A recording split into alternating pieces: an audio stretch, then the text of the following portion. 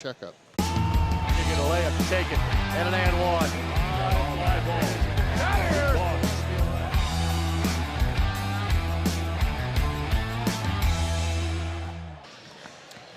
Back on the campus of North Central High School for the Paul Logan Memorial Classic. I'm John Koopa, alongside my broadcast partner, Bob Lovell. And Bob, you know, we're talking about basketball, and it's a great day. You know, we're surrounded by sports every day and everything, but sometimes life gets in the way. Well, yeah. And cannot just thank everybody for sharing their stories with us. And I think the most important part, you know, you're telling us in the break and everything, I've heard about your story and whatnot, and we cannot emphasize it for our friends at the American Heart Association. If you feel something, if something's not right, absolutely, don't ignore it. Walt sharing his story, Bob, with your story and everything. If something's not right, just take the time. Exactly. Walt's a former student of mine at IUPUI when I first got there back in 1982, and had him in class. Seen him worked with him, some basketball-related events. He's a great guy. He's a wonderful guy. It's a great story. As I told you, mine wasn't as extensive.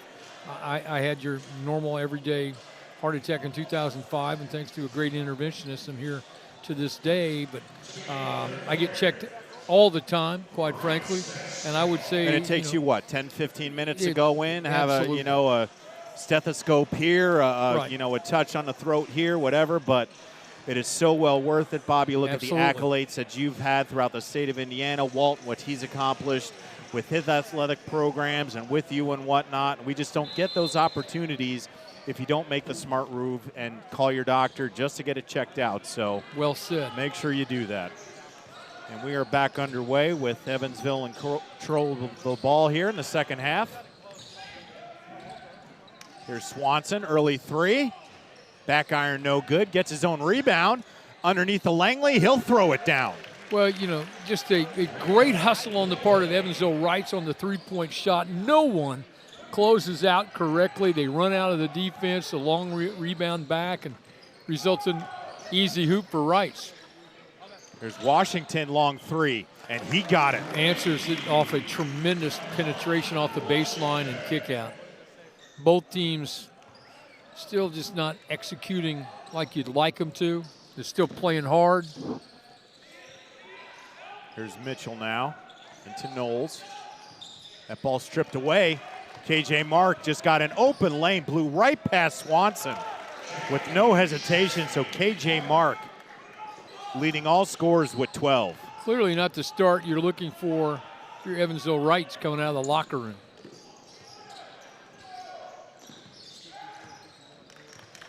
Hayes, he'll get it into Mitchell.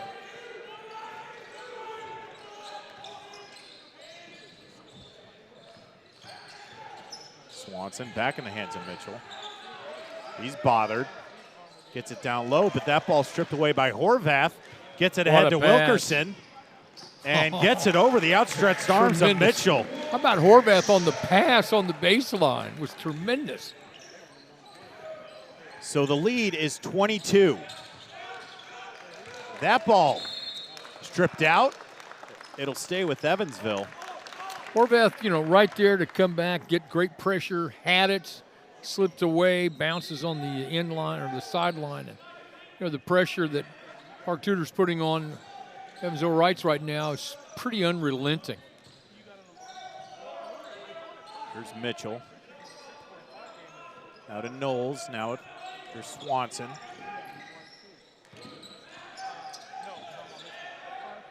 Langley, back iron, no good. Gets his own rebound, but knocked away by Horvath, and he'll put it up with his right hand for two. Long rebound that there were two Park Tudor shirts and only one white Evansville Wright shirt. Park Tudor with the easy hoop.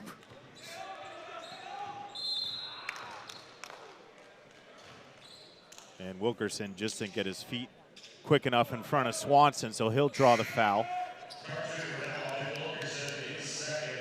And Bob, we're only about 2.5 minutes into this third quarter, but it looks to me that Evansville just likes to see the ball in Mitchell's hands, that no one really wants the basketball other than Mitchell. Well, that's a good observation. They just have not really gotten into any kind of rhythm offensively because of this pressure that Park Tudor's been giving them the entire ball game. And now with him on the bench, we'll see what Wrights does. And there's Goodlow underneath. I mean, Goodlow just goes to an open spot and gets rewarded for it. And I want to say the 6-foot Goodlow, but I just go ahead. I don't want to say it. He looks 6 foot on that hoop. A nice awareness from the senior. Here's a 3-ball. Wilkerson, back iron, no good. But Bennett with the backside rebound. Now Washington wide open. Front iron, no good. Rebound Langley. Had everything set, had the right guy in the right spot, just didn't go. Great defense, great individual defense on the ball. Right hand, good block, but that's going to be a goaltend. So we got it off the glass. Good hustle, great hustle. But I'll tell you what, the active hands that Park Tudor has defensively, all five, all of them do. I mean, you just see it right there. Active hands, it's a pretty good call. You're always taught, move your feet, move your hands, keep your hands active, don't reach, don't grab. With a 24-point lead, Park is not giving up on the defense. No, they aren't. No, they aren't. You need to be use a little better judgment on what you're doing. You don't want to give away a foul like that.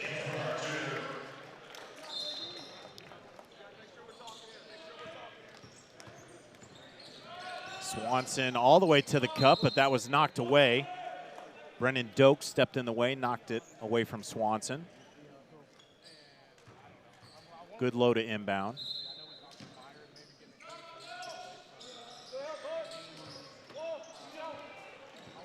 Ends up in the hands of Eland Edwards. Nice Great dish pass. off the mark. Great pass.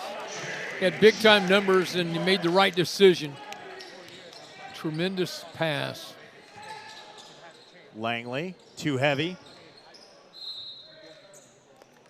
And it looks like keep pace. I think he probably got his hand in there and knocked it away out of Somehow, Horvath. I mean, he did. I think a little over the top and knocked it away. Wrights has not been able to get in any kind of rhythm, as I mentioned, offensively. Great hustle. Great hustle. Good recovery defense by Keep Pace. Dokes was all alone, but Pace able there to knock it away. It'll stay with Park. Yeah, great hustle by Pace to get back and knock it out of bounds and take away an easy hoop.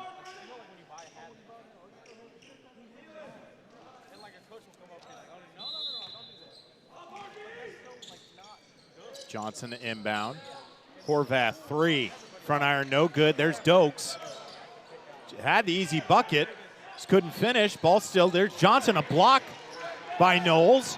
Now Goodlow pulls it back out. Goodlow makes a great decision. Pulls it back out. Great hustle by both teams on the glass on that last exchange.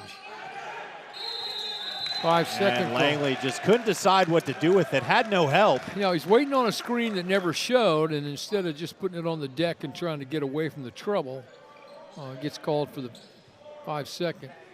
So both of these teams coming off of wins.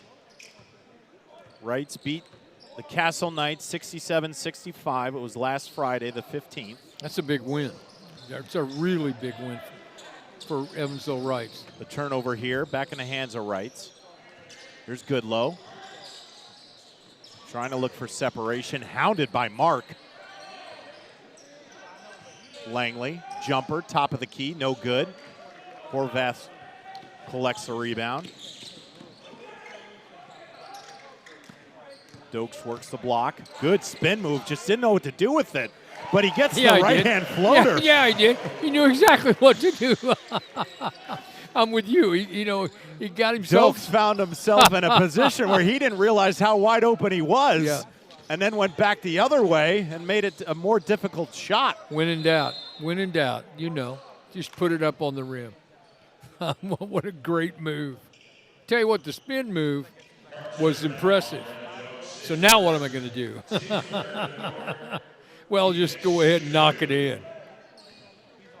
Dokes just a sophomore, and I'm sure he'll learn from that. Well, you like the fact, number one, they feed the post. That's start there, work your way back. You make a move that gives you some space. and surprisingly, you're wide open. And you knock it in. Goes in the book as 2, John. Nonetheless, if you can get the young sophomore to learn on that footwork, it's just after you make the move, you got to realize where you are. It was great footwork. Take the easy shot. Don't create the difficult one. So the lead is 27. 2:30 left here. We've got game 4, game 5 coming up. Carmel versus Harrison. Greg Rakestraw and Pete Smith on the call for that one. And once again, Dokes. That one looked a little bit more clean. That was very well done. Listen, there's a kick. He's done what you want him to do. You throw it to him the last 2 times, and he gets you 2 hoops. That's impressive.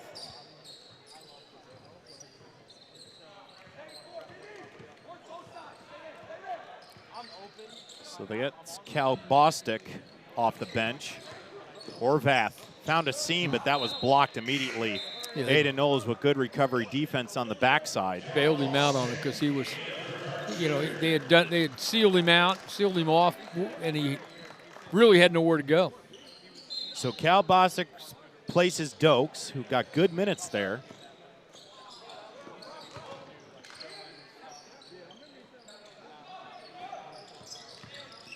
Into the lane, left hand, no good. Langley snatches the rebound. No room. Just Wrights did a nice job of closing him out quickly. Into the hands of Goodlow. Tried to find a seam. Here's Shane. Corner 3. Front iron, no good. Easy rebound for Bostic, was stole by Langley on an outlet pass, and he draws a foul. It's going to go on Bostic with the push.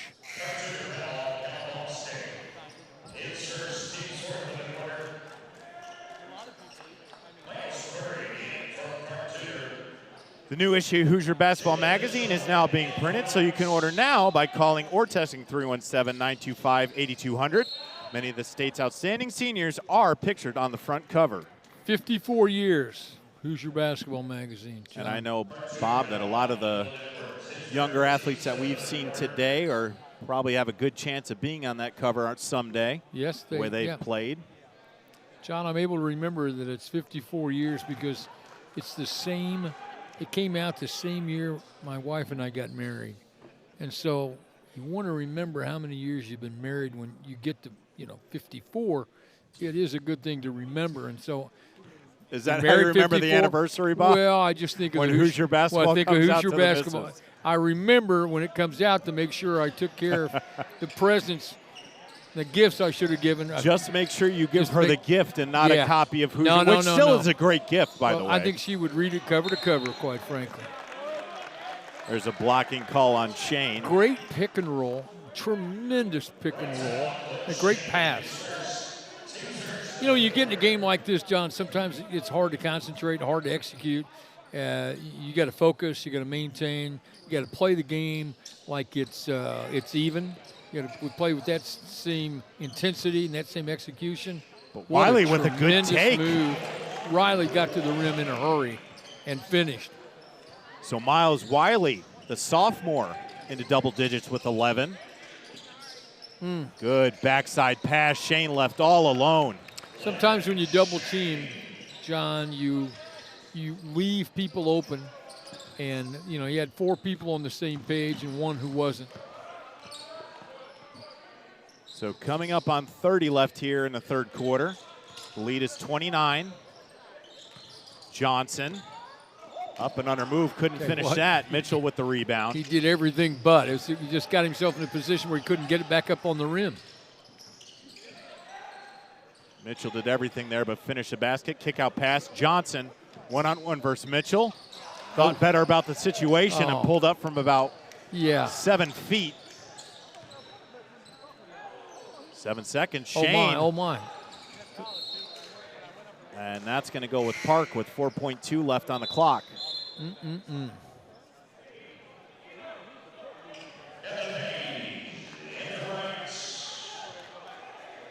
Well, Park Tudor came out of the locker room at halftime really determined and played awfully well in this game. Wiley gets it up.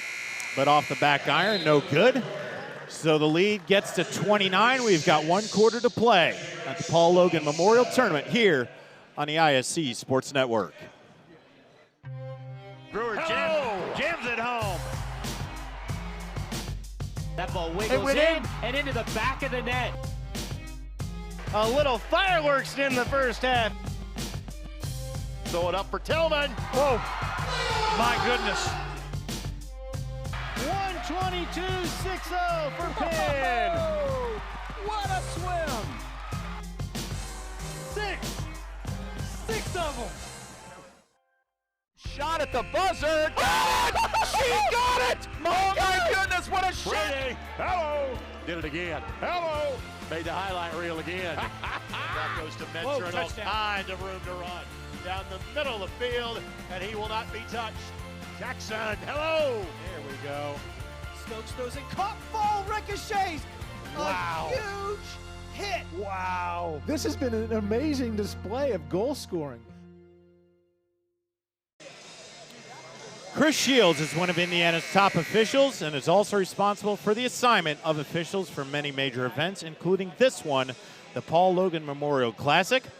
Want to become an IHSAA official? Well, we need you very badly. Scan the QR code on your screen right now and find out how easy and rewarding it can be. Plus, your first-year license is free. Bob, we talked about it in a game prior to this, is just the importance of these men and women who get to do it on a regular basis for us, the rewards that they get. It is not an easy job, but as you mentioned many a times, you being a coach, you've done it in your tenure here in the state of Indiana, and the benefits of it and how it helps the kids and how it gets them on the court. They can't play without them. That's plain and simple. That's the alarming situation that we're, as I mentioned earlier, we're in a position where we might be really impacted at the tournament level in a lot of different sports by not having enough officials. And so we strongly encourage you to consider it. And who knows, you might find out you really, really have a calling for it. Good low. Good move to the rim. Couldn't finish it. Kick out there. Good recovery defense. Great hustle by Wrights. Wrights sprints back. Do a great job in their defense. That ball tipped away. And Miles Wiley. Again, active hands on the part of Park Tudor. They've just been active the entire ball game, especially in this second half. So the lead is 31 with 7 left here in the fourth quarter. And just a reminder, if the game gets to 35, it will be a running clock. Nice look down low, but blocked. But a foul by Bostic, so good look by Jalen Mitchell. Hayes makes a great cut and is rewarded for his efforts.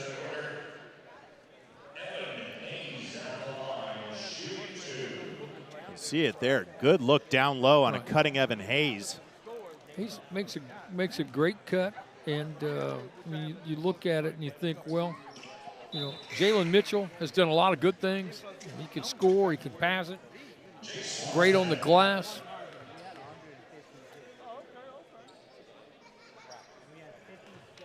And Hayes now with 6. Some pressure now by Wrights. Well, they get it across, and now 3-on-1 and just thrown away. Looking for Miles Kearing. You got what you wanted defensively. You go zone, you go press, create a turnover. But Bob, one thing, and this, when you look at Wrights and you know the play of the freshman, number 24, Jalen Mitchell, averaging close to 20 a night. Right. 3 points in this one so far. Well, Park Tudor's defended him well, and I think he has aided them in that. He hasn't been as assertive as you need him to be. Now you worry about this stage of the game, you know, just cleaning things up, taking care of the ball. Don't do crazy things. Don't run out of the defense. Just stay with your fundamentals defensively. Good low thought about it. Nice cut by Hayes again. Great now pass. Down low to good low. How about right good hand. Low? Come on now. In the paint, the smallest guy in the court puts it in for his 4th point. Was a great cut and a good finish. Bostic on the cut. Couldn't finish that. Mitchell with the rebound. Ahead to Goodlow. 1-on-1. And there was about 6 arms there. And someone was going to find Goodlow's. Give him credit. I mean, he goes in. Now he's unafraid to go in there. He's fearless going in trying to get a layup. So Robert Goodlow, the senior, 4 points.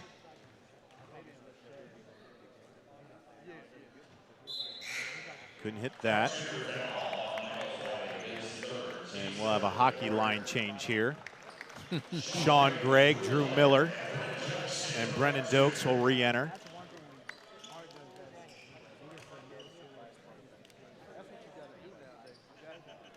It's Gregg and Miller's first appearance. Goodlow gets a second. So Goodlow's got 5. Double team, knocked out of the hands. Goodlow ends up with it. Here's Hayes. Little Euro step, but blocked by Miller. Up ahead, Edwards. We'll bring it back up top. Good decision. Let everybody get set, get yourself set up, execute some offense. Kearing with a long 3, in and out. Rebound Hayes. Just didn't stay.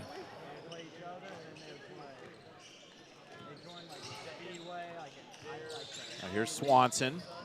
Into the hole with the right lane. Couldn't finish that. And Dokes couldn't grab it. Just couldn't corral it. Good move to the rim that just, there's no space for him, no place to go. And you do like that aggressiveness from the smaller rights guards, as they're not afraid to go in there amongst the trees. No, you're exactly right. They're just playing. They're playing hard. They keep playing. And that was off the back heel of Goodlow, unfortunately, so that's going to go in favor of Park. So still pressure by Wrights. Down by 26, but not going to give up. Nice pass. Nice little play. Nice little baseline jumper from Dokes. Dokes is right there now. Nice little pass. Swanson tried to go up and under. Dokes with the rebound. Here's Edwards into the paint. Corner nice 3 decision. All alone. Just short. Hayes with the rebound. Mitchell's got it. Dokes ran in front of that. Hayes will pull it out. Now Goodlow. Down low. Mitchell's there against Dokes. Easy left-hand layup. Nice move. Really nice pass, but really a nice finish. Swanson. Hayes. Right-hand layup. Good.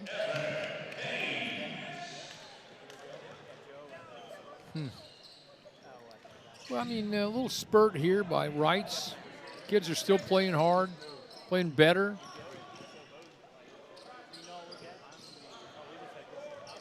And Bob, in your coaching experience, this is something where you're Coach Austin Brooks and you say, hey, my guys aren't giving up. They're playing. They're still playing hard through the final whistle. But on Tim Adams' side, you're like, hey, guys, we still need to play basketball here. Well, it's a great point because both play demanding schedules. And so you got to, your time on the court, you have to be efficient. You have to maintain the things that we're talking about to start each game, playing hard, playing with some purpose, sharing the ball, defensive intensity, those kinds of things. And so, you can say, well, these are guys off the bench who haven't played that much. Well, that's true to a certain extent, but still, we need to execute. Doesn't matter who, doesn't matter how often. It's a good move to just back out, buy a little bit of time. And that advantage was 31. It is 22, but still a 9-point cut of just some sloppy basketball from Park. Dokes, I'm telling you what, turn around jumper.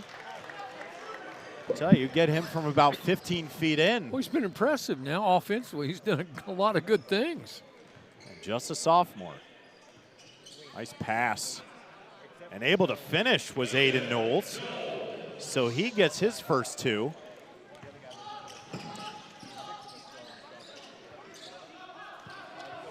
Kearing now. Into the lane. Dokes just bodies his way in. So Brennan Dokes now with a dozen. How about him? Better guard him. There's a 3-ball. Swanson, front iron, no good. Rebound Knowles. Get in the hands of Hayes. with 2 minutes left here in the fourth quarter. The lead is 24 for Parks. Stolen. Drew Miller hands it off to Dokes. Little kiss off the glass from the big man. Running the floor. Reward the big man. Very impressive. He's got 14. He's earned them. Now he has. Great steal. Just a great defensive effort. Elon Edwards. And a great decision. Pulls it back out. So he'll hand it off to Sean Gregg, and he'll just kind of work the top of the front court here. Well, Edwards is, I think, played very, very well. I like how his understanding of the game, plays hard. You need to guard him. He can handle it, can pass it.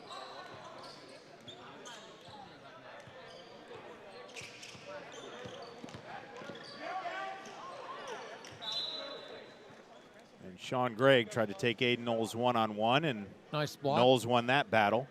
Knowles was able to slide his feet, not get the foul. Nice block.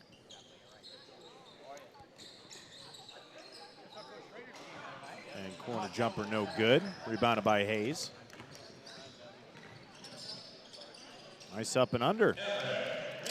So Hayes has a dozen. Hayes, I like Hayes' game. I just like what he does. You know, obviously that play, but I like he's controlled, doesn't make bad decisions, can score. That's a tough pass to make. Up ahead, Hayes again. So he's got 14. He's the leading goal scorer for the Wrights Panthers this afternoon. Keep playing. Keep playing. Keep trying to execute.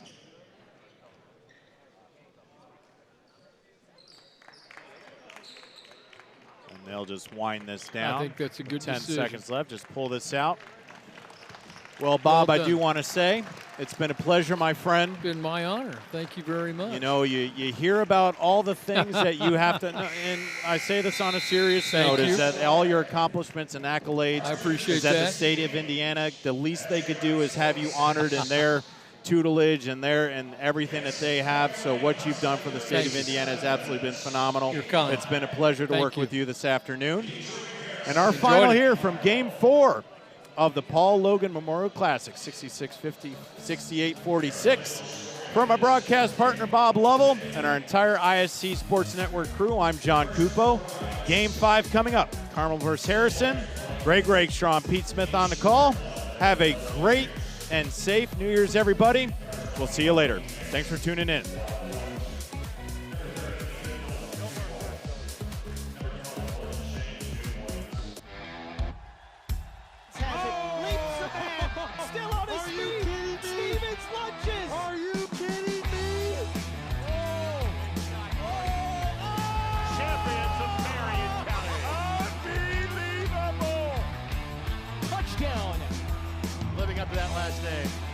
Wabash has the lead for the first time today. So that was going to be a highlight reel. Oh, baby. Yeah, you can celebrate after that. Hey, you played them all. 13 players. Hi, Caroline. 8 scored. Could have been 40. He quit in the second quarter. Number 25, Kyle Johnson, 4 points. Number 23, Malvin, 3 points. Number 3, Miller, 6 points. Number 2, Devon Washington, 6 points. Number 25, Hudson Barnett, 9 points. Number 15, Miles Wiley, 12 points. Leading the league for Part 2. Number 20, AJ Martin. And number 34, Brandon Phillips. Both with 14 points. Part 2 is now 6-1 on the season. It's head coach Tim Adams' 79th career victory.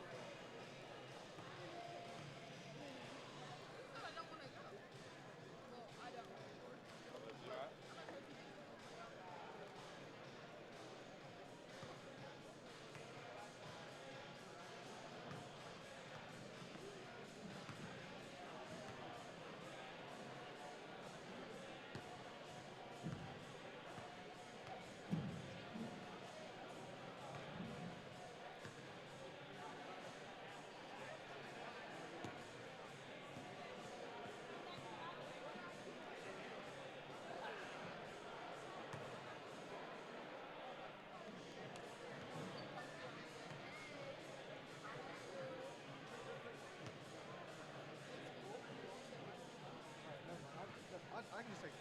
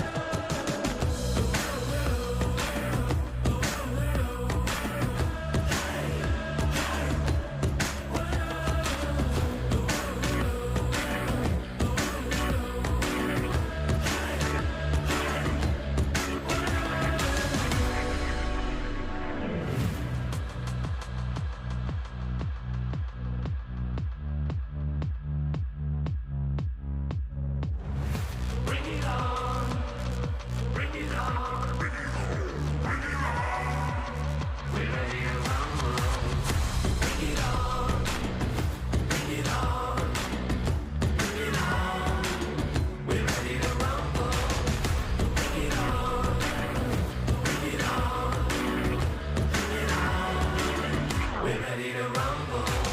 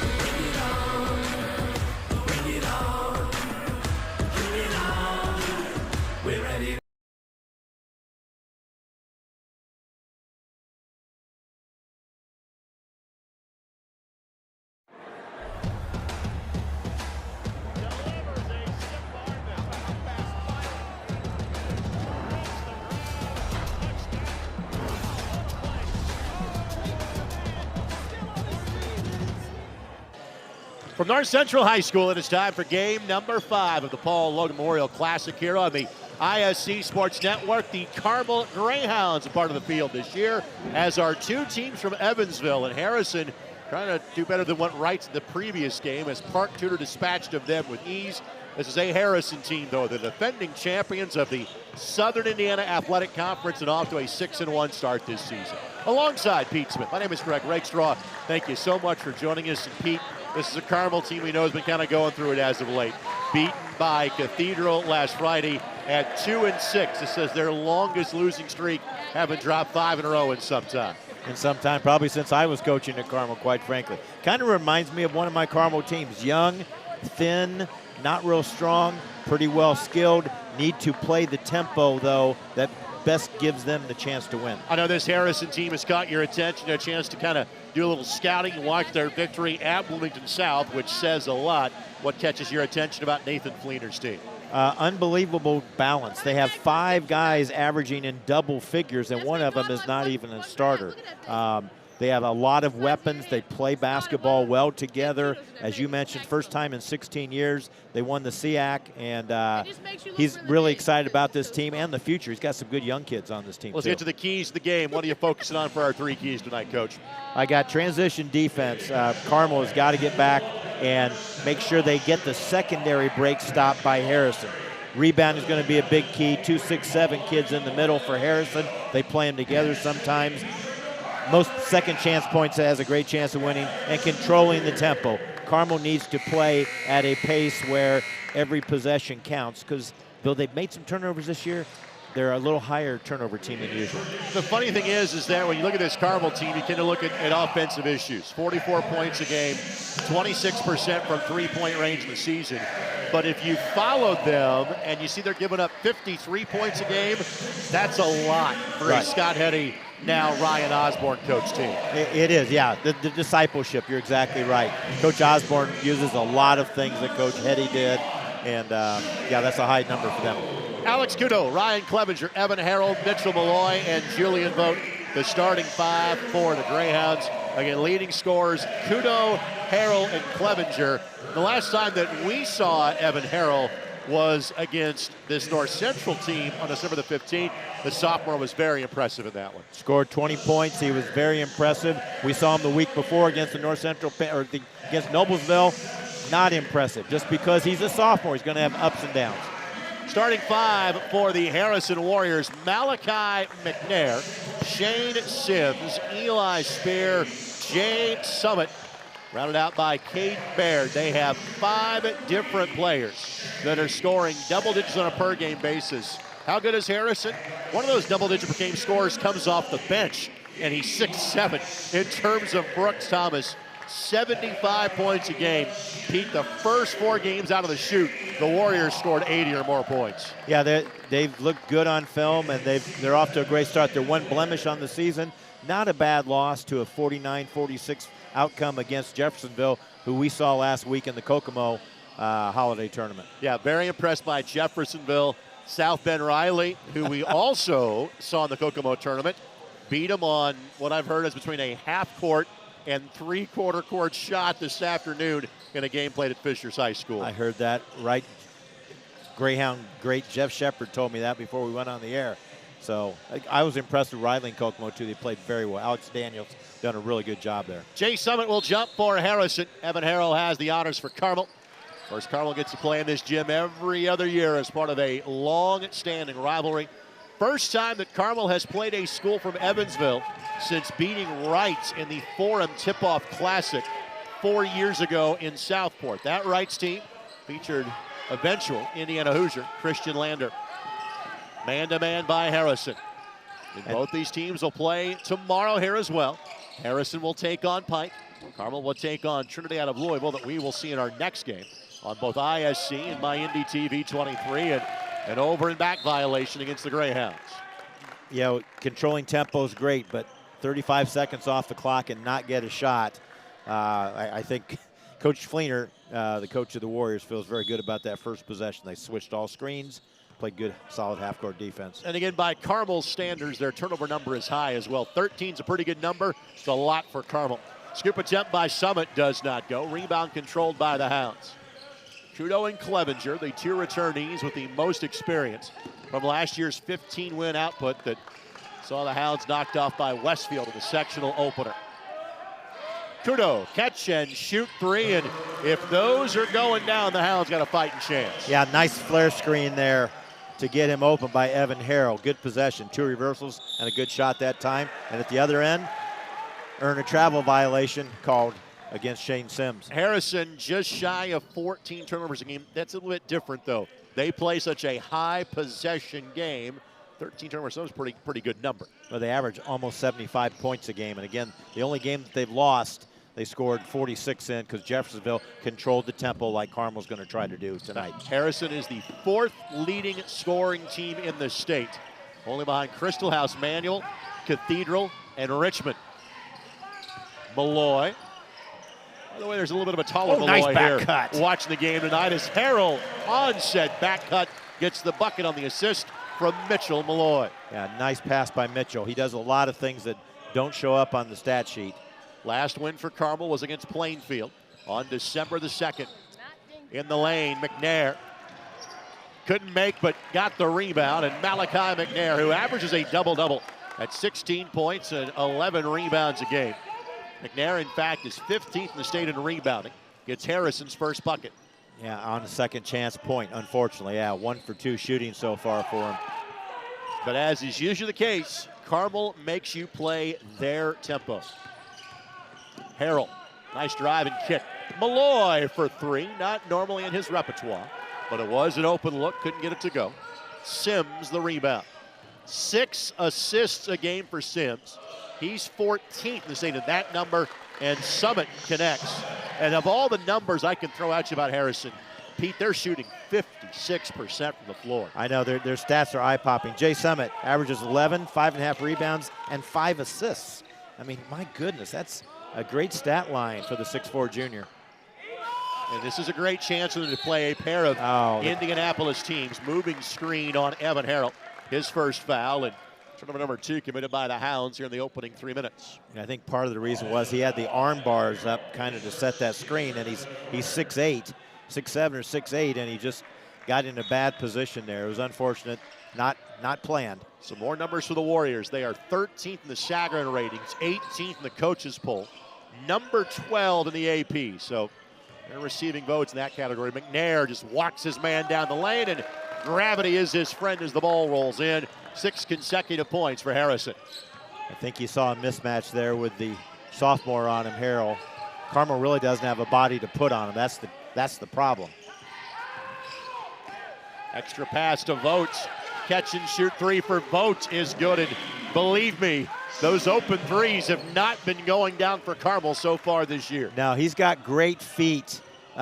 He reminds me a lot of a young Gordon Hayward. I know that's a big statement, but he's got great feet like Gordon Hayward did when he was only a sophomore. Good feed and 1. And to double down on the issue for Carmel, that's Harrell's second foul. So now they really get small when I talk about the Carmel lineup. JaMichael Fountain will check in here for Carmel. And Harrell will check out. So to your point, they're now 6'4" and under are the Greyhounds. So Mitchell Malloy will move into more of a 5-man position with Harrell on the bench for a while with 2 fouls at least. McNair left that one short. Again, this is such a good jump shooting Harrison team. They don't shoot a lot of free throws. McNair on the season was 6 of 9 coming in. Well, they like to score a lot in their secondary transition. They just haven't had opportunities yet. And Carmel does a good job of getting back on defense when that does present itself. Harrison not putting up, say, Wright's numbers from a decade ago, but they're not that far off in terms of how they want to play. That team that lost to Homestead back in the 2015 4A championship game. Kudo off the screen from Boat, yes. 2 for 2 from behind the line. And 3 made threes by Carmel here in the opening 4.5 minutes. Turnover committed by Harrison. Clevenger racing down. Great use of the body to square away Sims, and a timeout taken by Carmel. A 30-second timeout. We will keep it right here. This 30-second timeout presented by Perry Kitchen of Approved Mortgage. You may know Perry from his days on an MLS pitch. Today his pitch is this: finding you the absolute best deal for your mortgage. Contact Perry and Approved Mortgage today at 317-509-0929. Approved Mortgage is Central Indiana's oldest locally owned and operated firm, and Perry is ready to help you find your dream home today. Call 317-509-0929. We're taking a look inside the huddle of the Carmel Greyhounds. Coach Ryan Osborne being demonstrative as he is pointing out some coaching techniques. There's Biggin, as I call him, Josh McRoberts, one of his assistants. Todd Howard also, the former IUPU and Brebeuf head coach. And there's Walt Morris, the former Rebuff head coach. What a coaching staff the Greyhounds have. It's a ridiculously talented coaching staff that Ryan has put together. Of course, we had a chance to talk to Walt at halftime of our previous game. He is going to be doing some work with the American Heart Association going forward, as McNair has been the go-to man for Harrison. Well, Coach Fleener told me when we were talking yesterday that he really felt like they're going to be able to pound the ball inside, that Carmel this year just doesn't have a post influence to stop either one of their two big men, and only one have played so far.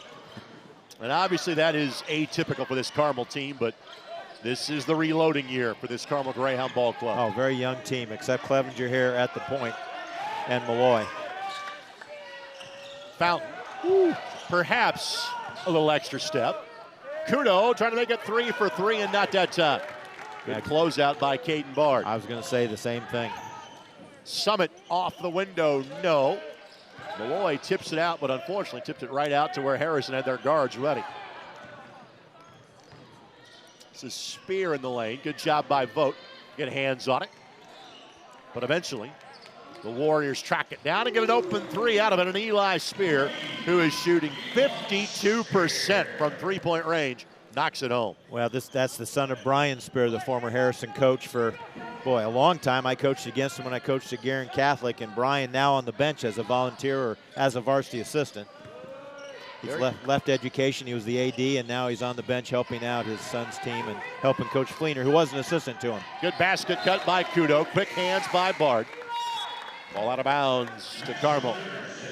Winders will come in for Carmel. And Brooks Thomas.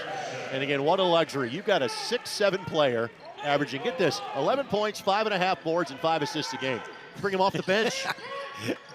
That's how I know your team's pretty good. You can bring that kid off the bench. Yeah, he'll fit in right into McNair's starting role next year. And Dad was a great player at Southern Indiana. National championship team on 95, Joel Thomas. Ball knocked away. I was very familiar with that team, by the way. I figured. I wanted to beat you to the punch. I'm sorry. Knew that group well. All good. Catch and shoot 3. Spear again. Back-to-back threes by Eli Spear. 8-0 run right now since the timeout call. Well, that was Spear. That was Sims that got the triple. My apologies, not Spear. So first bucket for Shane Sims, who, by the way, 44% three-point shooter. Kudo able to keep up. He's got 9. Only problem is, I'm not sure Carmel can maintain this pace. No, and not be successful because it plays right into the hands of Harrison. They love to play transition and get secondary shots too. Again, this is a Carmel team that allowed 36 to Crown Point and lost as McNair gets the touch. And for as good as the made jump shots feel for the Hounds, this defensively is not what their program has been about. No, they're playing a little bit of fool's gold right now. Running flex offense with a high screen there. Vote for 3. Yep. He'll take it. That does not go. And Vote on the season, averaging 3 points and 2.5 boards a game. Hasn't played a lot, but he's been getting better in practice, Coach Osborne says. Trailer 3 is good by Spear. So now he's got 6. 3 made threes by Harrison. 4 in total by Carmel. Normally you're lucky to get 21.5 against the Hounds. Here it is, we're 8 minutes in. Can Fountain answer? Yes. Jamichael Fountain hits the triple. And Carmel has made more threes in the first quarter than they make on a per-game basis. And yet they trail by a deuce. 21-19. Harrison leads. This one's been fun so far. We're back in a moment on the ISC Sports Network. McCulling in time. Oh, no! It's good. This one is good. There you go. Wow, Dawson makes a great catch. Spin, win, 3, bury it for Leland Walker. Tie the game they do with the dunk by Malik Edmonds. What a play. Oh, my goodness. I feel a little momentum starting to fall Ellen's way. Wrestler! Wrestler! Whoa!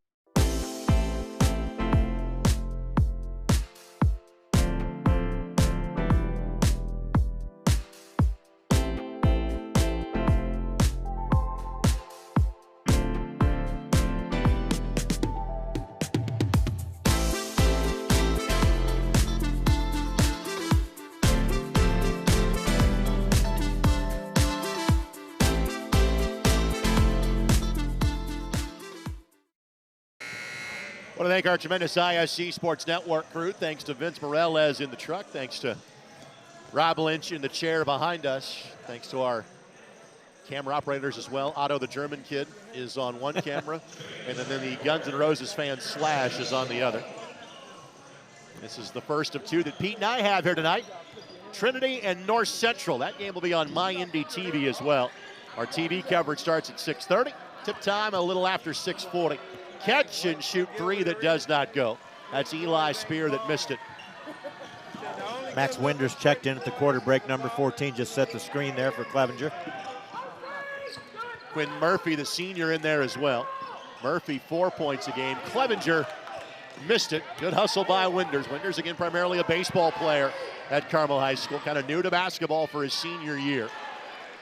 Rebound as the missed shot from Summit is no good. Winders runs the floor and couldn't get the bucket, but we'll have 2 free throws. Winders, a 6'5" senior who, as you just alluded to, as we take a look at the replay, good body control there, protected the ball well. A really good baseball player. A couple football kids didn't come out for Carmel this year that would have helped him inside. Coach Osborne recruited Max to come back out for the basketball team. Here's the senior and give him some minutes. You were saying he had not played since his 7th grade year, is that correct? Something to that extent is what I had heard, yes. Winders' first free throw attempt of the game for Carmel. That is up and no good. Carmel is a squad, 70% from the line. Aiden Dickerson now will check in, the 6'3" freshman. Carmel's going a little further into the lineup as well. I think that's Ben Bremer that wears number 13 that is in there now for the Greyhounds. He's appeared in 1 varsity game so far this year. And again, this Carmel team plays more players just because they're still trying to figure it out as to who needs to be getting these varsity minutes. Harrison not doing much in the offensive glass so far. It's been one and done. Just checked in, why not? Winders with the rebound. Yeah, they start off with a couple offensive rebounds. Harrison did to start the game, but since then it's been one and done. Kudo. Short. Oh, God. Just a hair bit short. They're going to get Winders on the push-off. Yeah. His first foul, first the quarter as well. McNair will check back in. Summit now will have a seat. Summit at 6'4". For Harrison this weekend, really their only chance to kind of square off against Indianapolis area schools. And of course, even with I-69, that's still 3 hours away, so that is understandable. And as well as we like them, that their opponents' records this year are only 27 and 25.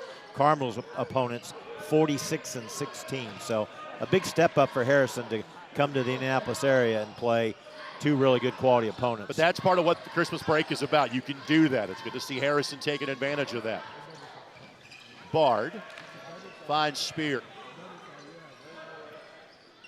McNair steps cold. 3rd Harrison turnover.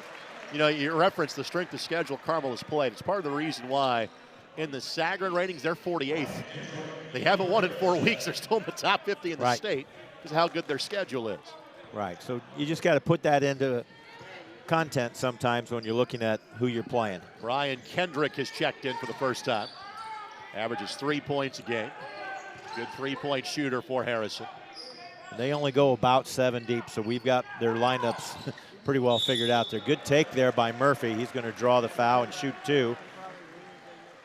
And again, this Carmel team, you look at the record, but they have been in most every game. You know, Noblesville, that was not the case. Cathedral, not the case. But Kokomo is one of the best teams in the state. That game was tied in the 4th quarter. We had that game. You and I didn't do it, but we had the game on the ISC Sports Network. It's kind of it's that finishing kick. I think that's what this group from Carmel has to learn. A lot of new faces that, yes, they've played summer basketball, AAU basketball, varsity, JV, freshman. Varsity level, it's a new step for some of these guys. Murphy hits 1 out of 2. So I like the energy that Winders is bringing there. You can literally see now that they're 8 or 9 games into the season, he's a better basketball player than he was a month ago. Yeah, absolutely, I agree. Yeah, by sectional time, he'll be a little more seasoned, that's for sure. Mismatch inside right now. Brooks Thomas has the freshman on him, Aiden Dickerson. Off the window, no, and Dickerson, textbook blockout drill, absolutely. Yep. Thomas whistled for the foul. Clevenger will check back in for Carmel. Summit will have the honors for Harrison. And Harrison will face, after tomorrow's game against Pike, they'll have one more Indianapolis team on their schedule. That's Cardinal Ritter. Evansville is hosting a showcase event. Harrison is on January 12th and 13th.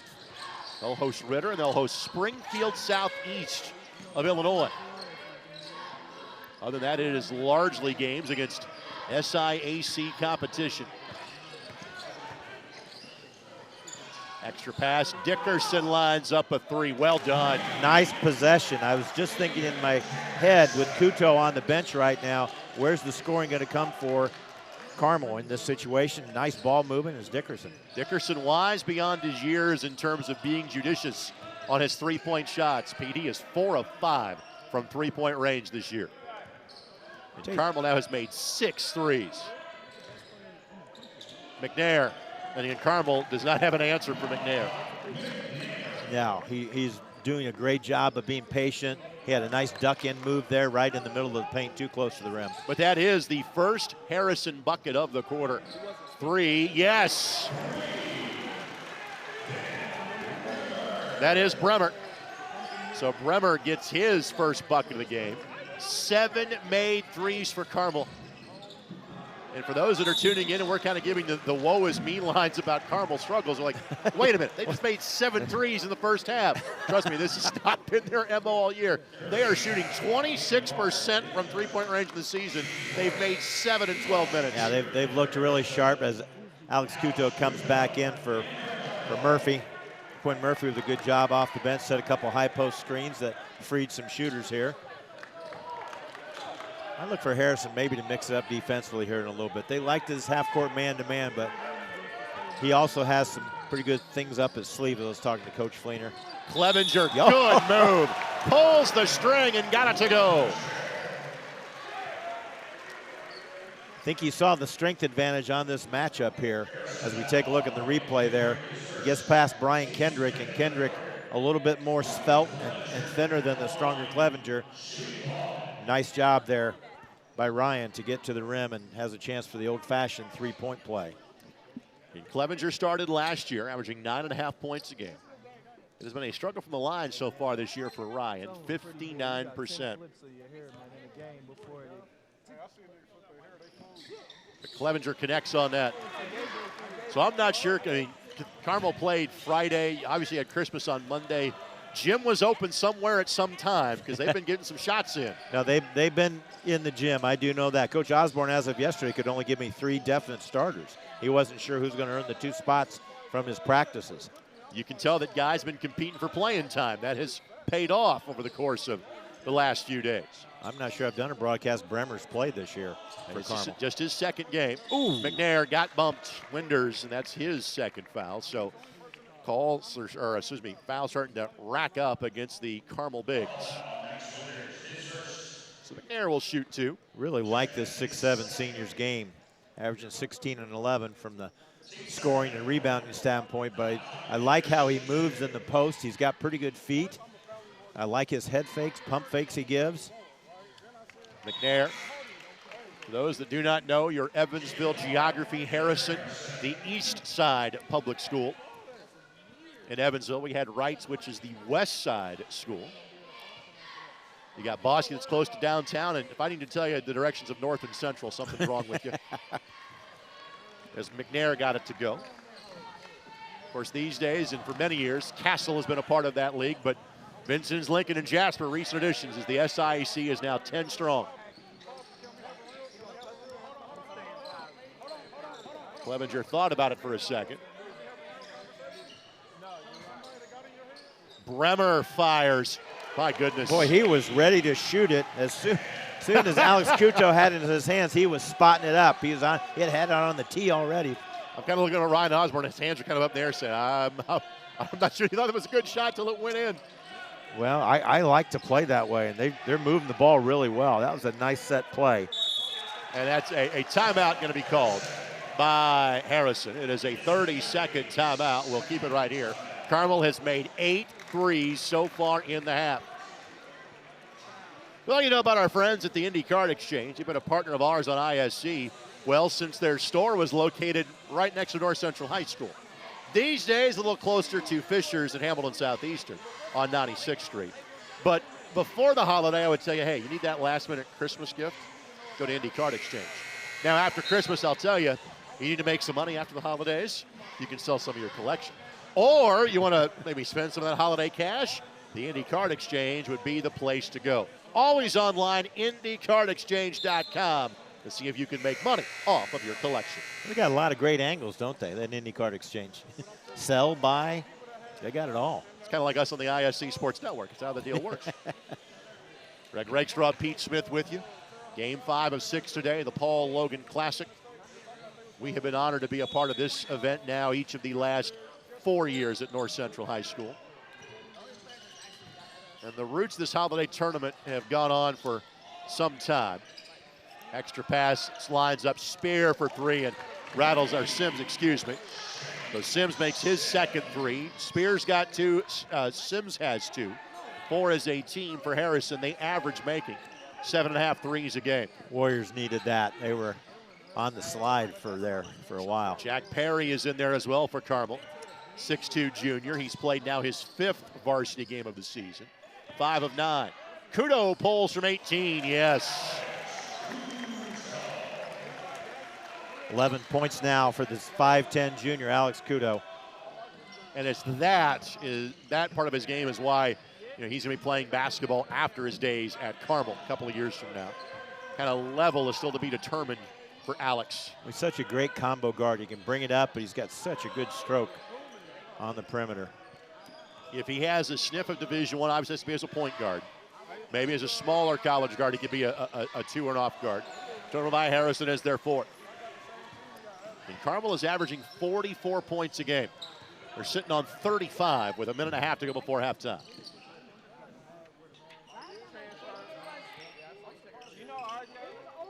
Bremer for 3, and that was the heat check. But he made his first 2. He's looked really strong for his second varsity game this season. And Bremer, just a sophomore. That shot's blocked. Bremer got that one. And then turnover against Harrison. Wow, what a break. What a break, because Jack Perry didn't even know the shot had been blocked. So Malachi McNair had a pretty good look at the rim, but he slipped and fell and stepped out of bounds. Harrison, 21 points in the opening quarter, just 7 in the last 7 minutes. You don't want to completely ice it here for the last shot, because Carmel they played so well. This is the best I've seen them play this year. Oh, unquestionably. By far, against a good quality opponent. Their wins, Plainfield and LC, who are both good teams. Again, they hung with Kokomo to the final minutes. Kokomo, of course, one of the top 10 teams in the state. Will be Carmel basketball to start the 3rd quarter. By the way, if there's a Harrison foul, it's 2 shots. They are in the team bonus, is Carmel.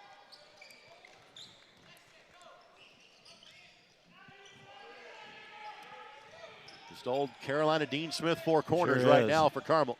Phil Ford 4 corners, you betcha. Well, a couple of times Clevenger's been close to that 10-second line. And there's the foul. You'll take it. So Clevenger to the line. Carmel as a team, it's the only thing they haven't shot exceedingly well so far tonight. They're 3 of 5 from the line. Well, Ryan Clevenger's a better than a 59% free throw shooter. That'll be up before the end of the season. That'll increase. And Carmel gets Trinity tomorrow. We'll see them coming up next. And it's back-to-back road games for the Hounds as Clevenger misses. They are at the Bill Green Arena next Friday night to take on Marion. And they are at their postseason nemesis in the last 2 years and a very good Westfield squad next Saturday. Clevenger now with 6. Very balanced effort for Carmel, as 9 different players have scored for the Hounds in this game. And just to remind you, they average 44.3 points per game, and they're 36 here in the first half. Bard for 3 and left that a little bit short. And Ryan Osborne claps his hands together, as he should, because his team probably just played their best half of basketball of the season. Carmel 36 and Harrison 28. It is the Paul Logan Memorial Classic, and you're watching on the ISC Sports Network.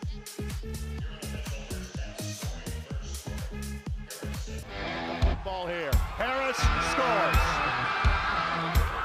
With 19 seconds left.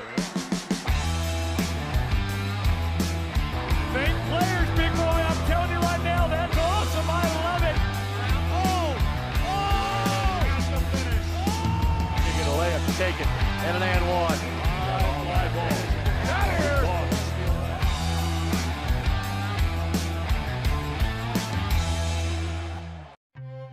Brewer jams it home.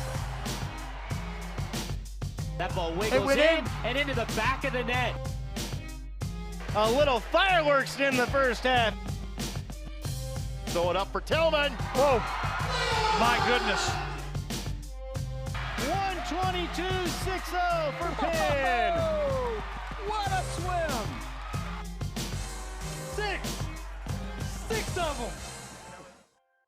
Shot at the buzzer. Got it! She got it! Oh my goodness, what a shot! Brady, hello. Did it again. Hello. Made the highlight reel again. That goes to Mentor and all kinds of room to run. Down the middle of the field, and he will not be touched. Jackson, hello! There we go. Stokes throws it, caught, ball ricochets. Wow. A huge hit. Wow. This has been an amazing display of goal scoring. Jackson takes the handoff, throws the deep ball. He's got a man. Catch made. Rolling, throwing, has a man. First down, the grab by Cyrus.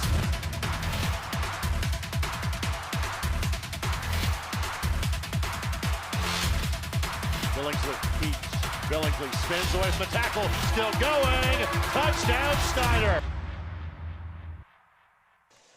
Back inside the gymnasium here at North Central High School. Greg Regshaw, Pete Smith with you on the ISC Sports Network. It is the Paul Logan Classic. It is Carmel having their best half of the year, leading a very good Evansville-Harrison squad by a score of 36-28. And again, Pete, we can dissect the game 19 different ways. If you've been shooting 26% from three-point range all season, and you make 8 of them in the first half, life has been going pretty well, and that's the case for Carmel tonight. It has, and also when you consider that foul situation has put Evan Harrell on the bench the entire second quarter. So I think they changed their style just a little bit, Greg. They really looked for that perimeter shot because they didn't have any kind of paint possibility to score, and they really reversed the ball. 9 different Greyhounds have scored. Let's also flip this as well, because you heard me say, hey, I'm not sure this is maintainable for Carmel. What they also did, though, in the second quarter is play a lot better defense. Harrison, 21 first-quarter points, just 7 in quarter number 2. What do you see from Carmel on the defensive end of the second quarter? They're getting back on defense. They're sprinting back when they make shots and miss shots. And as I said earlier in the contest, Evansville-Harrison likes to score in transition, particularly secondary, where, okay, you stopped our layup, we're going to kick it out, and we're going to get an open 3. And they found the shooters really, really well. And, again, something that Coach Ryan Osborne and I were talking about was finding their shooters in the transition. They've done a great job of that. In 4 wins, Harrison scored over 80 points. They also have tallied 64 and 76 in their other 2. In their 1 loss, they scored 46. Right now they're on pace for 56 as they trail by 8 at the break. Scoring in the first half for Carmel, 11 for Alex Kudo, 6 for Ben Bremer, 6 for Ryan Clevenger, 3 each for Julian Vogt, Aiden Dickerson, Jamichael Fountain, 2 points, or 1 point rather, for Max Winders, and 2 for Evan Harrell, 1 for Quinn Murphy as well. For Harrison, again, they played just 7, 4 have scored. McNair, 14, Sims and Spear with 6, and Jay Summit has chipped in 2 points as well. Again, at the break, it is 36-28, Carmel leading Harrison. First half highlights come your way next as you're watching the Paul Logan Classic right here on the ISC Sports Network.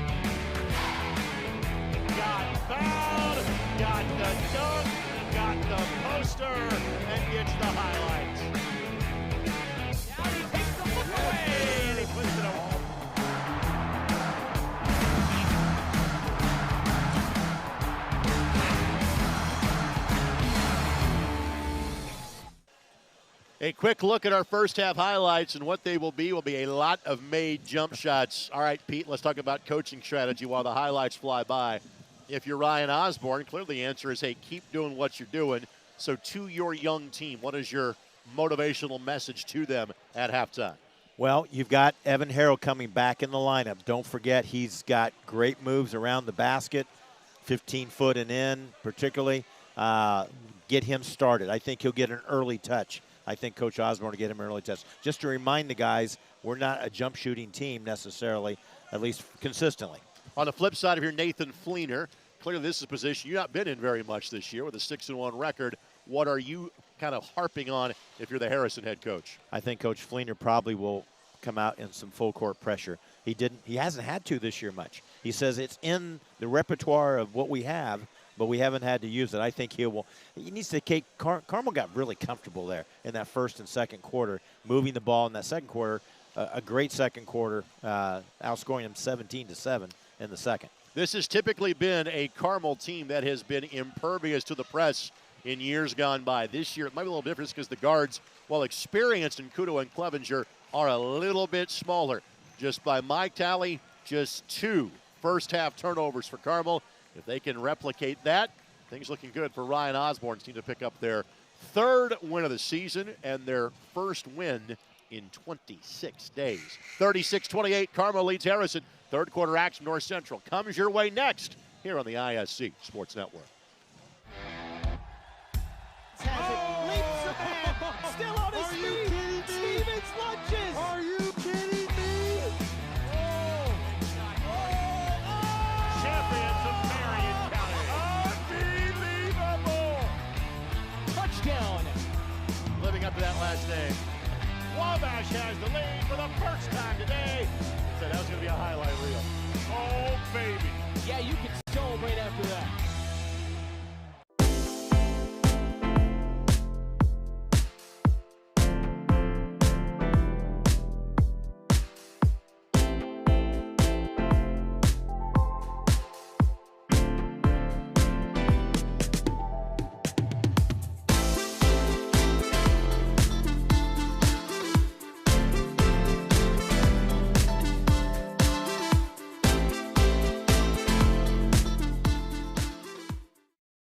McCulling in time. Oh, no! It's good. This one is caught. There you oh, go. Wow, Dawson makes a great catch. Spin, win, 3, bury it for Leland Walker. Tie the game they do with the dunk by Malik Edmonds. What a play. Oh, my I goodness. feel a little momentum starting to fall Ellen's way. That in the air. Wrestler! Wrestler! Whoa! Again, there are a tremendous number of holiday events. We are thrilled to be able to bring you several of them on the ISC Sports Network. And I hinted at this early in the first half. There has been a holiday showcase, a holiday tournament at North Central for many years. But after the passing of the then Director of Athletics North Central and Paul Logan early in the COVID pandemic in April of 2020, this event was renamed in his honor. Pete coached at Carmel and Garin Catholic and Noblesville, never at North Central, but you're wearing a Paul Strong, Paul Logan polo shirt today. Tell us about your relationship with Paul. Well, he had the same relationship with me as most of the coaches in North Central Indiana.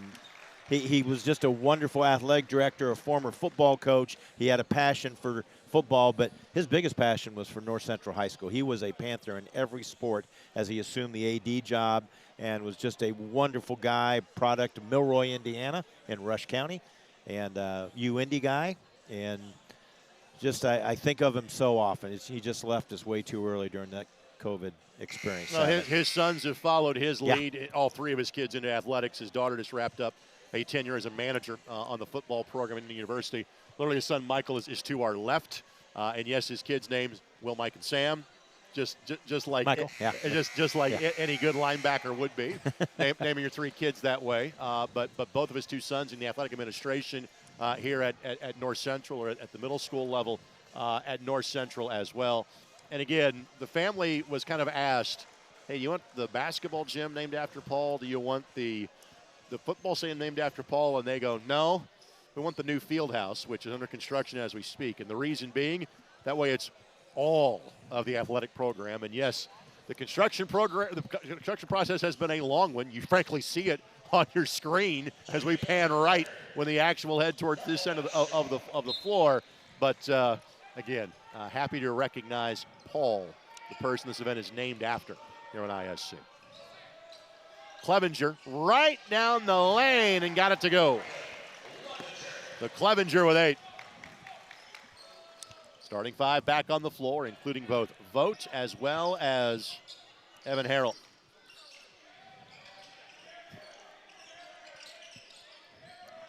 Ball tipped away, taken away. Yeah, they confront him a lot better now that Harrell's back in the game. Oh, Malloy a little bit too high a pass. Yep. Thought that might have been tipped. It was not. Just the 3rd Carmel turnover. Yeah. All honesty, kick that to a guard and let him make the pass on that left side. But trying to make a play there. Right idea. He was open.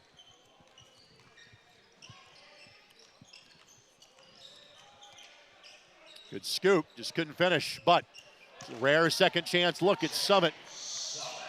McNair knocked it free. And McNair averages a double-double. 16 points and 11 boards a game. He's nearly there on points. He had 14, most of those, though, in the opening quarter. Token full court pressure now. First time we've really seen that out of the Warriors.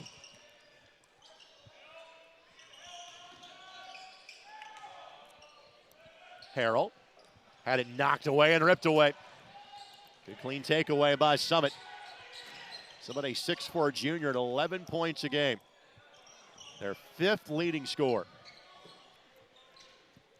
Carmel's played man-to-man the entire contest and forced a turnover there. They'll play a little more zone this year with this group as Clevenger couldn't finish. Kudos follow-up, no, but Malloy will keep the possession alive.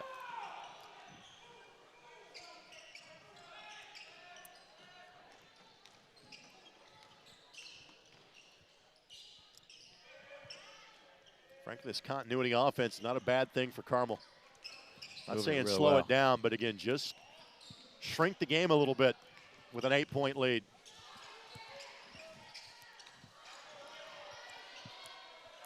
Seems like Harrison's trying to get a little bit more physical with the younger Carmel Greyhound team here. I saw Ryan Osborne simply, hey, space the floor. Stay spaced. And that's what I've been kind of watching. They have done a nice job staying spaced. Summit, the steal, but missed the dunk. And Kudo high, arcing 3, no, but there's Vogt, no. Harrell, no. And again, those two sophomores will finish those shots as they get older. They will. Both had good looks at it, though. You're right. Summit from 15, yes.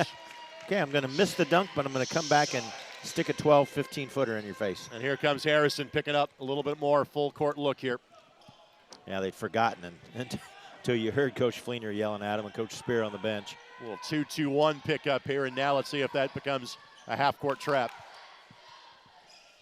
You didn't tell me they trap too much in the half court. They'll play some zone. They'll play some full court pressure. And Carmel already has 3 turnovers in this half after 2 in the first half. And part of that is just, again, they were playing a little bit above their level, at least what we've seen so far this year in half number 1. But again, an unforced turnover. That was just simple not catching the ball. Dickerson already back in there. I think that's off McNair's hands. Yep. Hit off of Harrell and hit McNair on the way by. Yeah, good job by Aiden Dickerson, really, on that switch. He had his arms out in the passing lane, so there was a very small window to hit Malachi McNair there, and he was unable to do it. 2-2-1 full court press. This is kind of like their bread and butter when they do go pressing-wise. If I had that level of size that Harrison did, I think I'd go that direction as well. They got some significant wingspan, does Harrison. And they won 16 games last year. Went 8-1 in the Southern Indiana Athletic Conference. Now they started 3-5 last year, but they had a great stretch of wins to end the season. Jamichael Fountain for 3. That is 3 number 9 made by the Hounds so far in the game. He's 2 for 2. He got some minutes on the varsity as a freshman last year. I don't think that was touched. No, sir. Out of bounds to Carmel. So now Evansville Harrison's going to go to the double post. They'll have 2 6'7" players in there. The 6'7" Brooks Thomas, who's a junior, and then McNair still in there. So they have 3 guards and double post action here, trying to take advantage of their size inside against Carmel.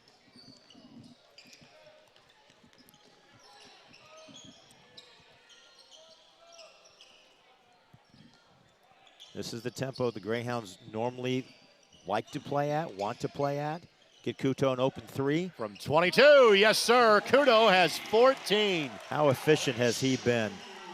Taking good shots, hasn't forced shots, let the game come to him. Which is kind of how we thought we'd see him play this year, frankly.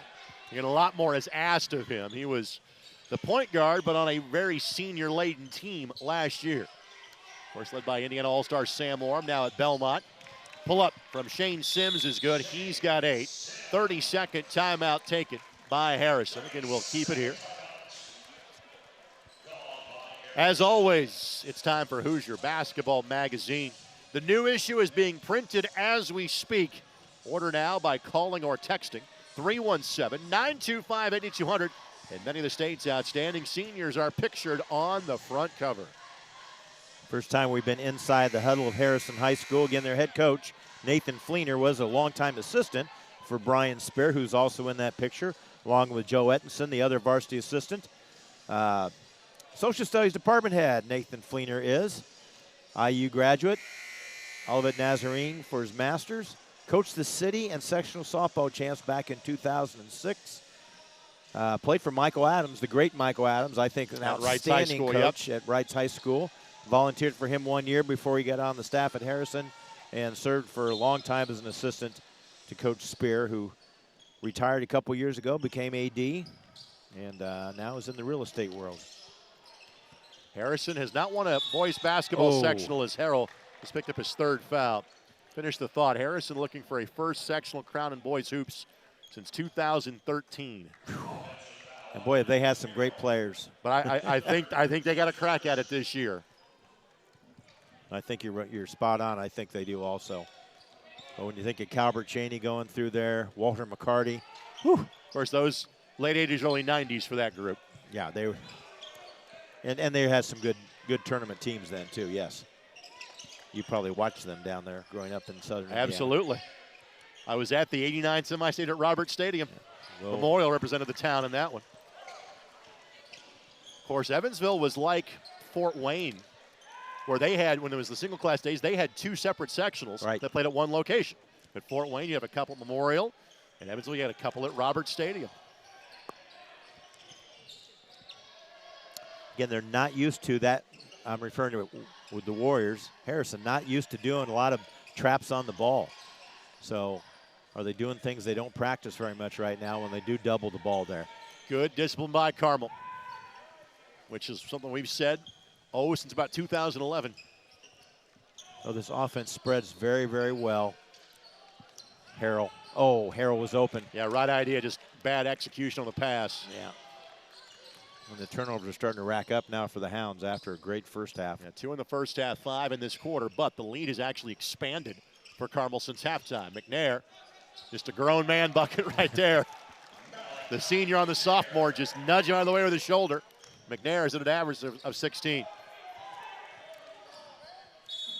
And a timeout called by Ryan Osborne and Carmel. I think it's a full timeout. Let's see. Nope, 30-second timeout, so we'll keep it right here. Tonight's officials presented by Shields Assigning Services. Chris is one of Indiana's top officials. In fact, he's working the very next game, and he's responsible for the assignment of many major events. You want to be an IHSA official? We need you. Scan the QR code on your screen now to find out how easy and rewarding it can be. Plus, your first-year license is free.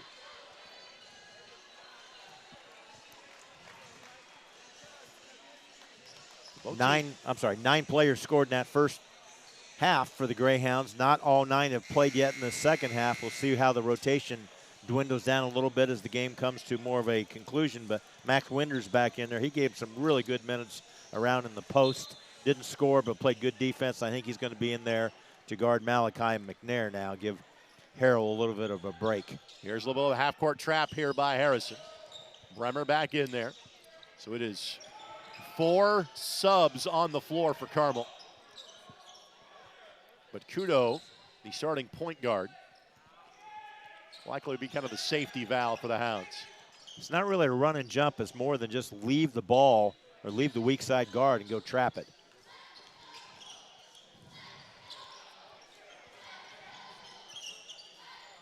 With 2 post players in there for Harrison, Carmel, if they're patient, can really take it easy, can beat it out of the trap, and find an open guy to get a nice little short jumper there, I would think. They just have to be patient. But with 6'7", 6'7", both post players in the Harrison squad out there right now, if they're going to come trap, there's going to be some empty spots open on the court. And again, second game Bremer's played, a little bit too much ball handling, tried to give it up, and didn't have a very good passing angle there. 8 turnovers now in the game for Correct. Carmel. So Pete Bremer had literally played 2 minutes of varsity basketball all year before today's game. He made 2 threes in the first half. And Harrison will have the ball to start, and that's going to be a foul, but it's been such a limited foul game.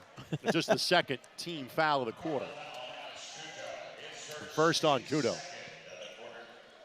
Well, Carmel's done such a good job running their offense, they haven't drawn a foul on Harrison yet in this third quarter. 36 points. All Harrison has scored. They average 74-9, one of the top 5 in the state in scoring.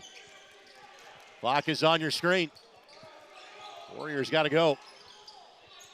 Spear recognizes it. Sims for 3, a good look that would not fall, and what was an 8-point lead at halftime is maintained by the Greyhounds. Harrison trying to avoid a loss in their trip to Indianapolis. Carmel looking for their first win since December the 2nd. They lead it by 8 with 8 to play on the ISC Sports Network. Leaps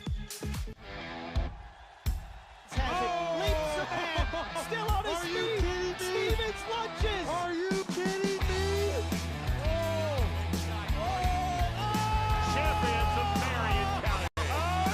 Unbelievable! Touchdown. Living up to that last name. Wabash has the lead for the first time today. Said that was going to be a highlight reel. Oh, baby. Yeah, you can celebrate after that. The drive, the take, fouled, and it goes! Lobbing it to the back of the end zone. They're going to say it's a touchdown.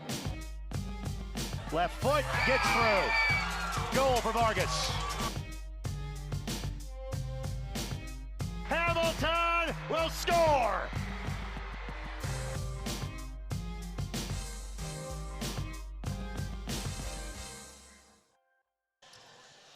Greg Rakestraw and the soon-to-be Indiana Basketball Hall of Famer in Pete Smith. Who surprised you earlier this week? I saw it on Facebook. Who had a surprise party for you?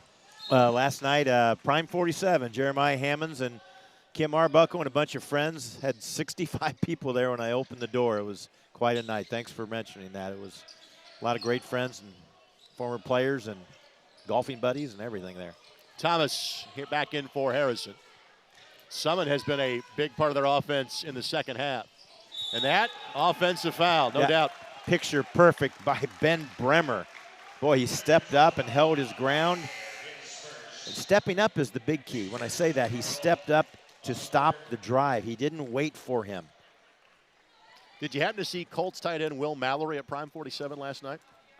You know, we were in a private room, so because I'm in charge of giving out the gift cards in the Colts Radio Network, and that's who got the gift card was Will Mallory. Oh, very good. No, I did not see him. Broadcast. No, I did not see him. And like a Pavlovian response, I'm primed to say that Prime 47 is Indy Steakhouse, by the way. So with that, I can go back about my job, and here comes a 3 look for Carmel that did not go. That was Bremer.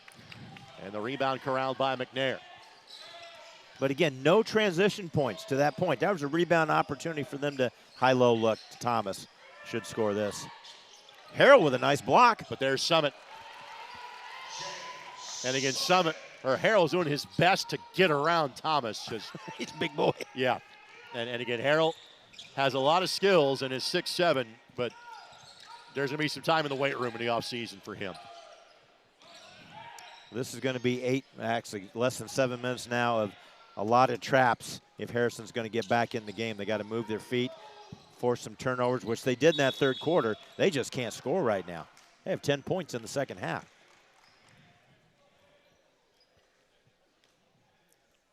Unlike the Warriors.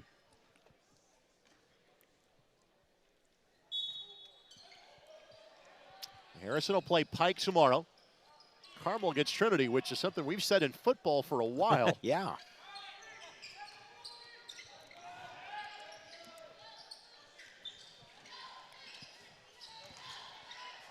Harrell off the window, score it. Great possession, good ball reversals. They passed it without dribbling most of the time. You can pass it so much more efficient if you don't have to take a dribble or two. And part of what makes this score all the more impressive for Carmel is that it's not been a lot of Evan Harrell. It's his second basket. Yeah, a lot of time on the pine with Great foul trouble. slip. That's a foul on Harrell, which will be his fourth. But there's part of the passing skill. And again, for all the numbers we've thrown at you in the broadcast tonight, here's another one that's eye-popping for Harrison. Pete, they are averaging just shy of 22 assists a game. Well, and you get that when you're scoring in transition because you get a touch, they stop the inside, they kick it back out. They normally hit threes. And Carmel's done a great job in getting back on defense. Defense also always travels, and right now traveling very, very well for the Greyhounds, though 4 fouls, and Evan Harrell will leave for a while. But they have played without him for a good chunk of the game, frankly. As Thomas connects, he gets his first point. Now he will check out as Caden Bard will come back in. Harrison, a good free throw shooting team. They just don't shoot many of them. They're 3 of 5 from the line tonight. Yeah, just man, let's see if they do some run and jump. Here comes the run and jump right there with Bard in the game.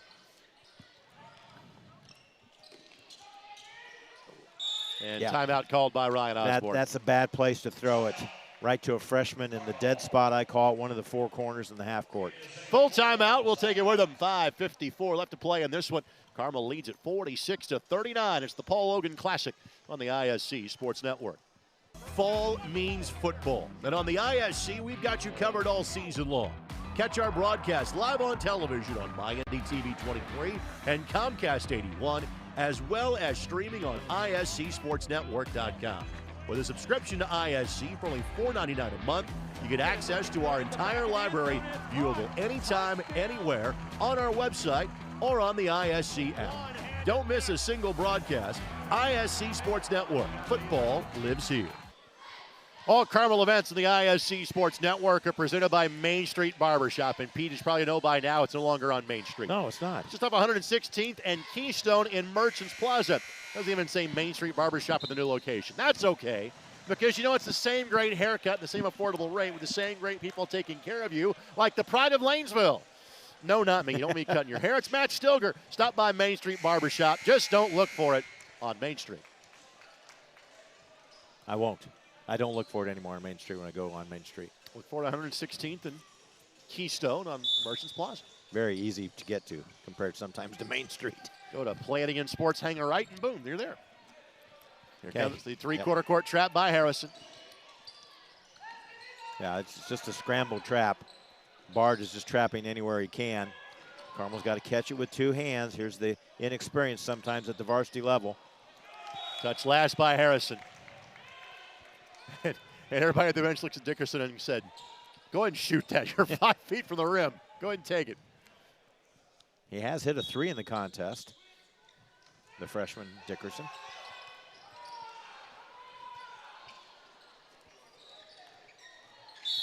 And that'll be a foul. Bard commits the foul, which will be his third. It's the second of the quarter. Again, it's been a very limited free throws shot game. There have been a combined 12 free throws attempted so far tonight, which is part of what's made this one an enjoyable one to this point. Summit got his hands on it, but no more than that. Well, I know a strength coming in that Coach Fleener of Harrison told me was their inside game, and McNair's done a great job, but Brooks Thomas only with 1 point. He's coming in averaging 10. So they've done a good job of stopping the double post offense, that's for sure. Keep moving, spread the floor a little bit if you're a Carmel Greyhound fan. And Winters not a kid's going to look for a shot from there. Dickerson turns down the 2, so Bremer can make the 3. He had not attempted a shot on the season. He's made 3 threes today. Boy, he's played very efficient. Just one turnover I've seen him make so far. Took a charge. Well, as we said, it was a question of can you make the finishing kick? Sims, his 3rd three, he's got 11. And Carmel's wins came on back-to-back nights, December 1st, December 2nd, by 2 against Lawrence Central, by 4 against a good Plainfield team. Again, that's not a good place to throw it. Gets bailed out by a foul by McNair, but that's a tough place to throw the basketball, right against that sideline. 3rd team foul, 2nd against McNair. You want to keep it in the center of the floor as much as possible, or closer to what I call the sidewalk areas, which is the 2 sides of the free throw lane, the sidewalk area. Here's the trap again. We're going to see trap in the last 4.5 minutes. Unless they go ahead, Harrison's going to have to trap a lot. Which means if you're Carmel, you're trying to keep the ball in the hands of Clevenger and Kudo as much as possible. There's Kudo. Middle is open for the Greyhounds. Which is exactly where Clevenger goes. That's how you wanted to draw it up. Not just the bucket made, but the person who caught the pass where he did. And the senior veteran, the 2-year starter in Ryan Clevenger. Harrison has been unable to dent this Carmel lead. It has been just hovering around 8 the entire second half. And offensive foul. How about Winders?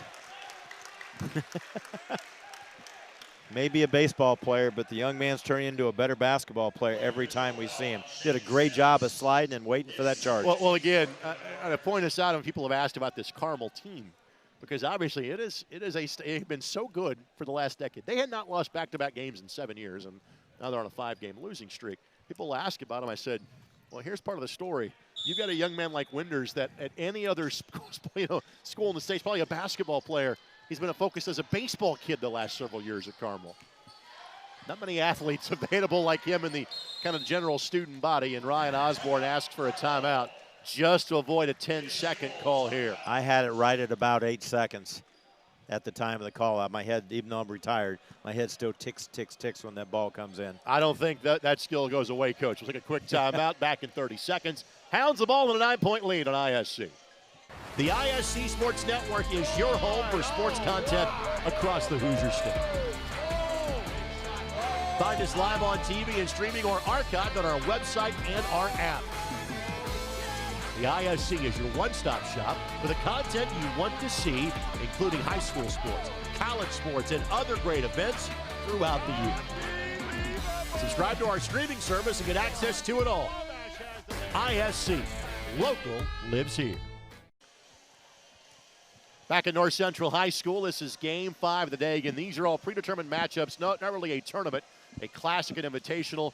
But again, great job by Andy Elkins. And I'm sure Andy's got to smile a little bit, A, because he's always smiling, but B, he is a Purple Ace. He is a Bossy Bulldog. So to see both Wrights and Harrison playing here, I'm sure brings a smile to his face. 2 girls games, 4 boys games, each of today and tomorrow. Pike, Wrights, Park Tudor, Lake Central. These 2 teams, Trinity, and of course the host, North Central, on the boys' side. Girls games, Hamilton Southeastern is playing 2, Decatur Central is playing 2, North Central is playing 2. Avon and Carroll of Fort Wayne are splitting days in the tournament. So Avon played their only game here earlier this morning and got beat in a buzzer beater by North Central. A dead ball situation, so they're 1-3-1 coming out of the timeout. And Bremer tries to split the trap and eventually does so. Good. You know, if you're watching at home, Alex Kudo did a great job there. He knew that he was in a bad spot. He put that ball away from him and then stuck out and went and got it. That caused the reaching foul on Harrison. Most of the time, younger players put it right by their body, and then it's like, okay, you're begging for a call. When you throw it away from your body like that, he was able to draw the foul because it was clear the referees could see the defensive players didn't have a hand on the ball. Ooh, a rare miss by him. Kudo misses. 2 shots now the entire 4th quarter with 3:25 to go. 2 shots every time the Greyhounds get fouled.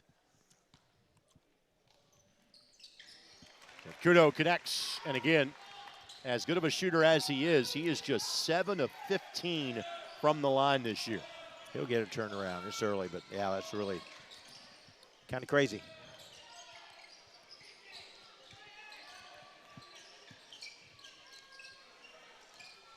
Good pickup by Spear, who lays it up and in. And Bremer needs to stay in front of the ball. He tried, but that Spear did a great job on the second step there. 8-point game with 3 to play. Can Carmel avoid the turnovers? They can do that. They got a good chance picking up that 3rd win of the season. There's the middle. Middle will be open on this. It's more of a run and jump right now, though. It's a 1-2-2 run and jump. Lane opens up for Dickerson, turns it down, and Bremer draws the foul. So Spear picks up the whistle, and Bremer about to shoot his first 2 free throws of the season.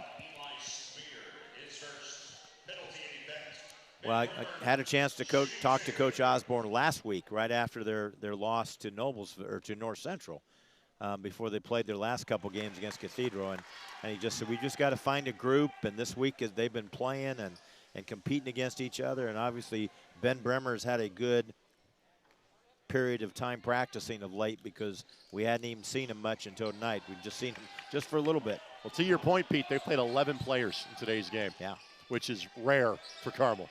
Usually it's 7 or 8, and that's about it.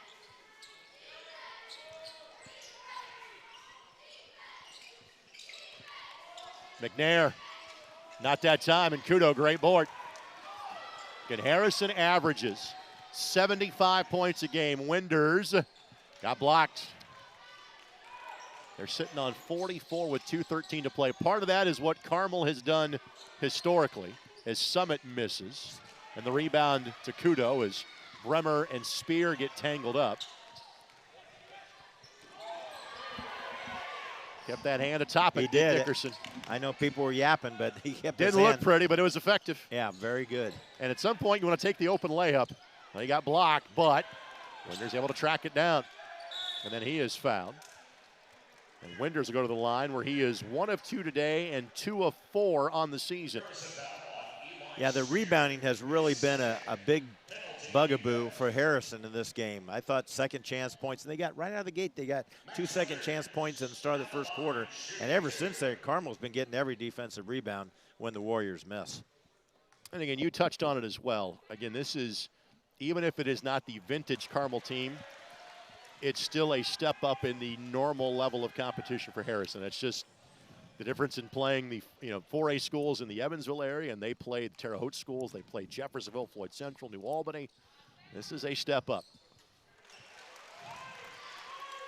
10-point game. Almost, yep, over, absolutely. Yep, sure was. Just kind of a unforced error there by Harrison. And the sands of the hourglass all of a sudden are flying through pretty quick. It's a 10-point game with 102 seconds to play. Well, just to remind people that are just joined us, end of the first quarter, it was 21-19. I mean, Harrison, yes. It was a Harrison lead and a very enjoyable first quarter with a lot of good action. And since then, Carmel's tempo control has been great, and their shooting from behind the arc's been great. But this is what Carmel has done for the last 10 to 15 years. You always hear talk, we got to speed them up. Good luck with that. Backdoor cut. Winders will take it up and score it. His first field goal. Well, that'll do the heart of Walt Morris some good. Shot missed. Kind of duck pin bowling there for a moment as Kudo took a tumble. It'll be out of bounds to Harrison. And again, we'll share that on social media, but we talked to Walt at the halftime game before this, and Walt suffered a significant cardiac event last summer. And Walt is a pretty beloved figure in the basketball community locally. Longtime North Central assistant, former Buff head coach. Good to see a smile on his face. Same with Ryan Osborne, Todd Howard, Josh McRoberts, rest of the Carmel staff. Harrison turns it over. Active hands by Carmel. They just really have been very active today, and nothing easy for Harrison. Other at the start of the game, Malachi McNair had his way around the rim, but they've negated that really well. This Harrison team will be better because they played this game. This was not the result they maybe expected or hoped for, but it's what those guys have to do. Again, you got to play at the 4A level. You say the 6A, same thing in football. You got to play as many of the Indianapolis teams as you can fit on your schedule, because that's what makes you ready for the postseason.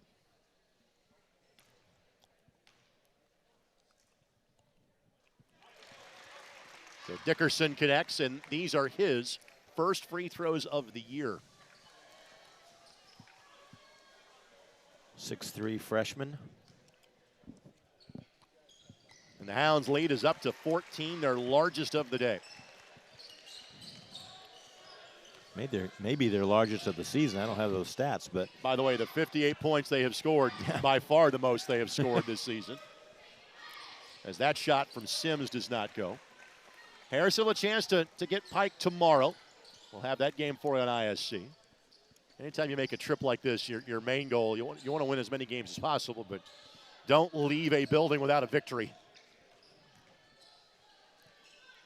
Our next game is scheduled not to start until about 6:45. We'll see if that might get bumped up a little bit between North Central and Trinity. Summit commits the foul. So Bremer to shoot 2.